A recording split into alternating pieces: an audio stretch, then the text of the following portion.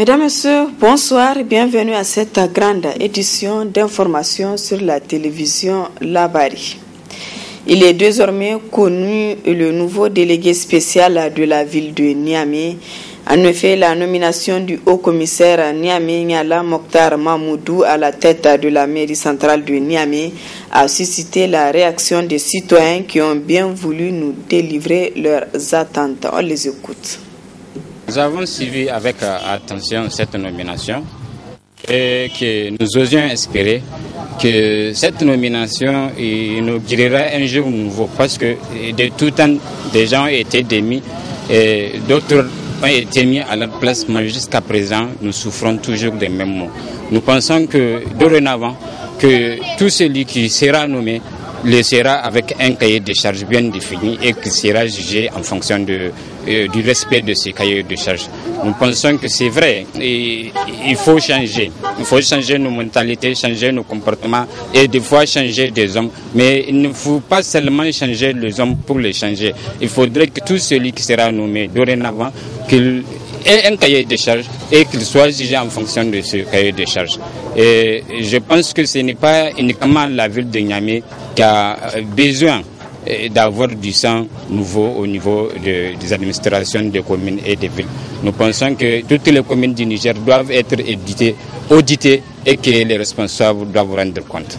Nous voudrons au fait qu'il y ait une rupture entre les pratiques anciennes et ce qui se passe actuellement.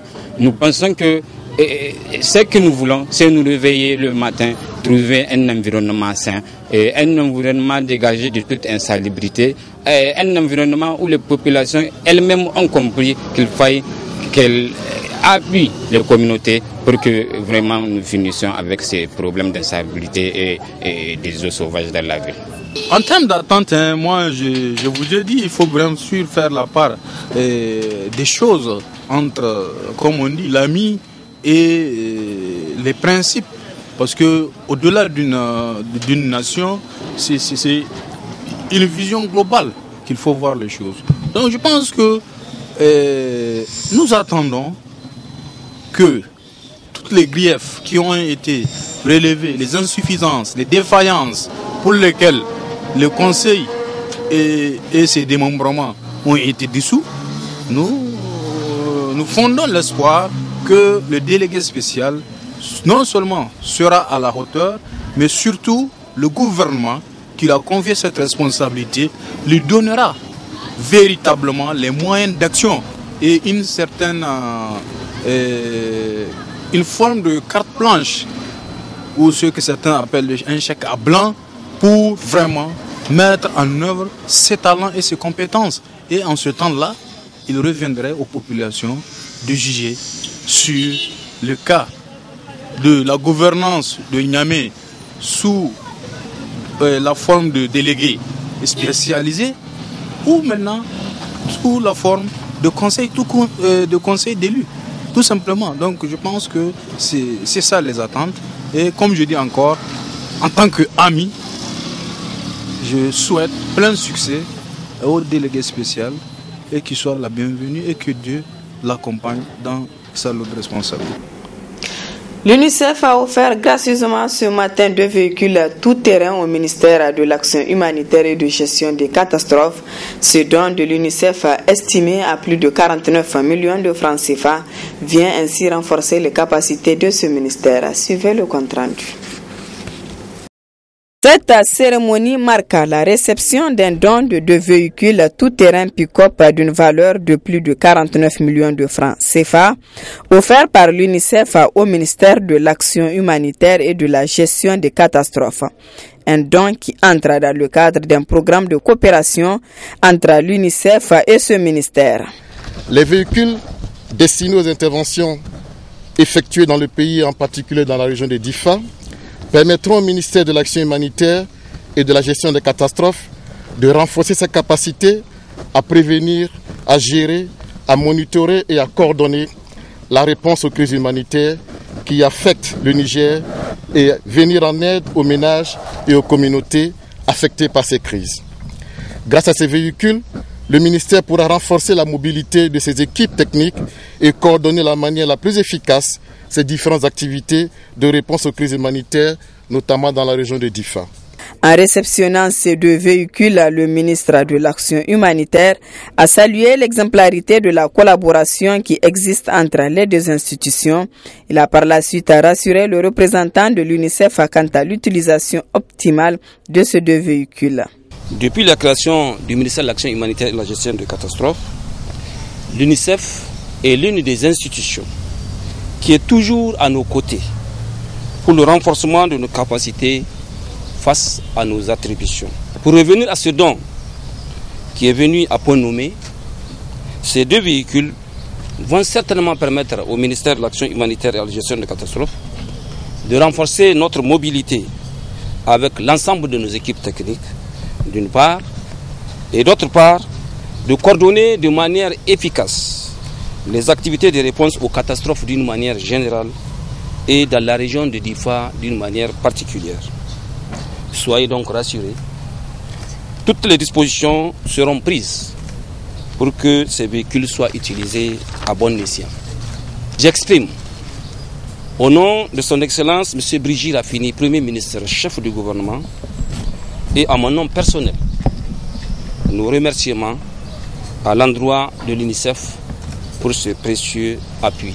Le don de ces 2 véhicules à tout-terrain pick-up hard-top entre dans le cadre des actions de l'UNICEF à participer au développement et au renforcement des capacités du ministère de l'Action humanitaire et de la gestion des catastrophes.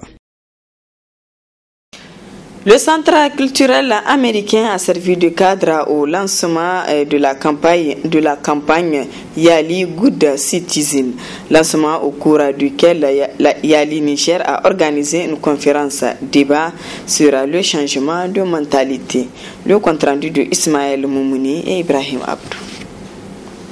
Inviter davantage la population à faire preuve de civisme afin de devenir des citoyens modèles, objet de cette conférence débat initiée par la Young African Leaders Initiative Yali Niger avec le soutien de l'ambassade des États-Unis d'Amérique.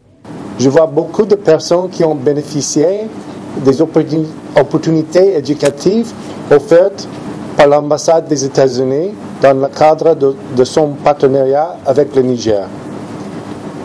Plusieurs d'entre vous sont des récipiendaires de la bourse Washington Mandela qui permet aux jeunes de prendre des cours dans les universités américaines, de faire de la formation de leadership et de réseautage.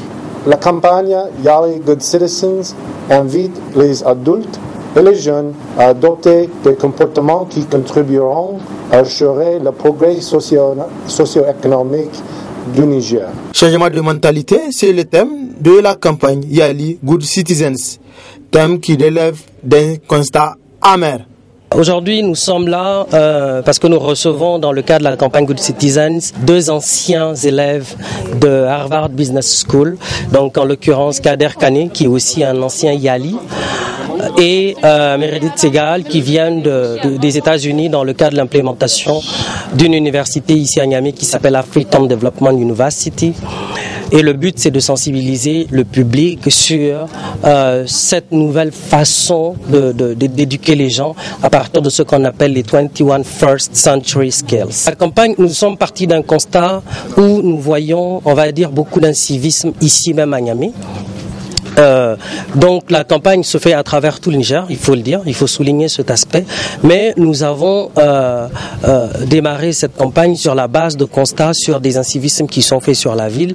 Par exemple, quand on veut manifester, on brûle des pneus, ou tout simplement qu'on brûle un feu rouge, ou tout simplement parce que des jeunes veulent partir en Europe pour l'Eldorado, alors qu'on peut rester travailler tous ensemble et développer notre pays.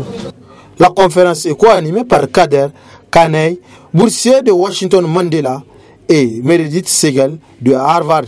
Cette campagne va s'élargir sur l'ensemble du territoire national. En cette période, plusieurs patients qui se présentent dans les centres hospitaliers sont anémiés. Cette insuffisance du sang dans l'organisme appelée anémie peut être fatale pour le malade. Quels sont les signes et comment éviter l'anémie? Élément de réponse dans ce reportage signé Hadira Kolo, notre stagiaire de l'IFTIC, et Abdel Nasser Seydou. Maladie très peu connue par la population. Au Niger, l'anémie est une baisse anormale du nombre de globules rouges dans le sang. L'anémie, c'est en réalité une baisse anormale du taux d'hémoglobine effectivement dans le sang. Donc à un certain taux, on ne va pas effectivement rentrer à l'intérieur. C'est que les gens comprennent que s'il y a une baisse donc anormale du taux d'hémoglobine, effectivement, ça donne ce qu'on appelle anémie. Il existe en effet plusieurs types d'anémie, notamment celles constatées chez les enfants. Les infections bactériennes, notamment, qui causent effectivement le palud. Et pensez effectivement au paludisme, parce que c'est l'une des principales causes effectivement de l'anémie chez le nourrisson. Il y a aussi d'autres causes, notamment la malnutrition, qui aussi peut être à l'origine effectivement de l'anémie chez le nourrisson. Il faut aussi voir certaines maladies du sang qui peuvent aussi être à l'origine de cette anémie-là. Donc il y a aussi genre drépanocytose et consorts. Pour éviter les conséquences liées à cette maladie, le médecin prodigue ses conseils. La femme enceinte d'abord, je crois qu'il y a à partir d'un certain moment, dès qu'elle commence la CPN, on va effectivement demander à la femme de prendre du fer pour prévenir effectivement cette anémie, mais aussi la prévenir chez son futur enfant. Protéger les enfants des piqûres de moustiques, ça veut dire les mettre sous moustiquaires. Penser aussi à la salubrité de l'environnement, s'il y a des plaques d'eau. Aussi prévenir la malnutrition chez les enfants, donc nous permet également de prévenir l'anémie. Enfin, le médecin interpelle les parents à se rendre au centre de santé le plus proche dès l'apparition des symptômes, surtout chez les enfants les plus fragiles. Les habitants du quartier Losogungu font face à un véritable problème lié à l'accès à l'eau potable. C'est des difficultés dues à l'insuffisance à 2 points de distribution d'eau. Le reportage est signé Clémence et Chebou Guissou. L'eau, c'est la vie, a-t-on coutume de dire. Cependant, ce liquide précieux se fait rare dans certains quartiers, surtout périphériques de Niamey, où les habitants ont de difficultés à accéder à ce liquide vital. C'est l'exemple du quartier Losogungu, où la population demande aux autorités de leur venir au secours. Nous souffrons énormément à cause de ce manque d'eau. Nous prenons le bidon à 15 francs, mais auprès des vendeurs ambulants, nous prenons les 4 bidons à 250 francs. Nous sommes obligés parfois de veiller la nuit pour nous en procurer. Nous invitons les autorités à remédier à ce problème. Face à ce phénomène de manque d'eau, les consommateurs se plaignent également sur l'aspect hygiène.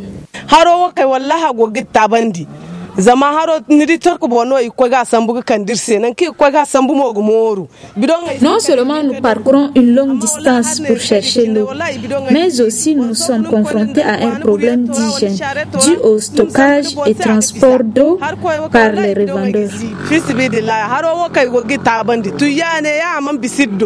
Quant aux revendeurs, cette activité les permet de trouver leur compte afin de subvenir à leurs besoins. Je m'en sors vraiment dans cette activité puisque j'arrive à subvenir à mes besoins. Bien qu'on soit souvent confronté à des malentendus avec les clients. L'insuffisance de l'eau potable à Losogungu est aujourd'hui une des préoccupations des habitants qui souhaitent voir de nouvelles adductions en vue de soulager leur peine. Les travaux de la coordination nationale de la CDTN au titre de l'année 2017 ont pris fin cet après-midi au siège du SNAT. Du 16 au 17, des participants ont échangé sur le thème dialogue social au Niger. C'est le secrétaire général du ministère du Travail et de l'Emploi qui a présidé la cérémonie de clôture. Le compte-rendu de Hassan Saleh Mustafa et Halidou Bouraima. Au terme de 2 jours de débats et d'échanges sur le thème dialogue social au Niger, état de lieu et perspectives, les participants aux travaux de la coordination nationale de la Confédération démocratique des travailleurs du Niger, CDTN, ont formulé des résolutions et des recommandations. Résolution numéro 1 relative aux élections professionnelles. La coordination nationale de la CDTN au titre de l'année 2017 demande au Bureau exécutif national de la CDTN d'entreprendre des tournées de sensibilisation des militants en profondeur en prélude aux élections professionnelles. Aux syndicats affiliés de procéder au paiement régulier de leurs cotisations syndicales, au gouvernement et à la CONEP de tout mettre en œuvre pour la tenue de ces élections conformément au chronogramme établi. La coordination nationale de la CDTN condamne l'enlèvement de 39 femmes et enfants à Ngelewa dans la région de Difa et l'attaque de Ouak. Recommandation numéro 2 sur le dialogue social au Niger. La coordination nationale de la CDTN recommande aux employeurs et aux travailleurs de privilégier le dialogue dans toute situation de conflit. Au BEN CDTN d'organiser des sessions de formation sur le dialogue social à l'intention des responsables syndicaux à tous les niveaux. Aux représentants de la CDTN au sein des différentes structures et institutions de dialogue social de faire la restitution pour mieux vulgariser le concept dialogue social. Recommandation numéro 3 sur la situation scolaire. La coordination nationale de la CDTN recommande au gouvernement et aux syndicats du secteur de l'éducation de privilégier le dialogue pour stabiliser le système éducatif et tendre vers une éducation de qualité, de créer les conditions pour une bonne rentrée scolaire 2017-2018. Motion. La coordination nationale de la CDTN 1. Exprime sa solidarité aux familles des victimes de Ngalewa, région de Difa, et demande au gouvernement d'utiliser tous les moyens appropriés pour la libération des otages. 2. Exprime sa solidarité au peuple frère du Burkina Faso. 3.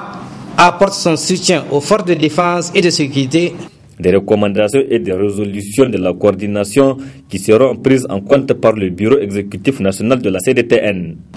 Nous nous engageons à tout faire pour faire aboutir les différentes résolutions et recommandations qui sont de notre ressort. Nous nous engageons aussi à œuvrer auprès des partenaires gouvernementaux pour que les différentes recommandations, particulièrement celles relatives à l'école nigérienne, que cette recommandation soit mise en œuvre. Cette coordination nationale de la CDTN a enregistré la participation des représentants de la Confédération générale du travail CGT du Burkina Faso, à qui la coordination a adressé ses vives reconnaissances pour leur contribution pour la réussite des travaux. Pour subvenir à leurs besoins, beaucoup de gens s'adonnent à différentes sortes d'activités génératrices de revenus. À cet effet, une de nos équipes s'est intéressée à la vente et à la location des matelas au quartier Laoukourou. Reportage signé Leila Boubacar et Ibrahim Abdou. Ils sont visibles aux abords de la route menant du rond-point église au grand marché, précisément au quartier Laoukourou. Ce sont les revendeurs de matelas. En plus de la vente, ces revendeurs disposent aussi des matelas spécialement pour la location. Je vends plusieurs genres de matelas, mais ceux que je loue sont différents de ceux que je commercialise. Avec ce travail, j'arrive à subvenir à mes besoins, mais seulement ces derniers temps, la clientèle s'est fait rare. Les propriétaires de ces matelas font d'une pierre deux coups. la vente et la location des matelas pour subvenir à leurs besoins.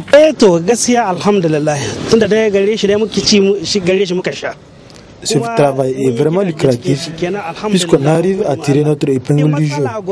Le seul problème, c'est qu'on a souvent des tracasseries avec les agents de la mairie qui veulent nous chasser de lieu.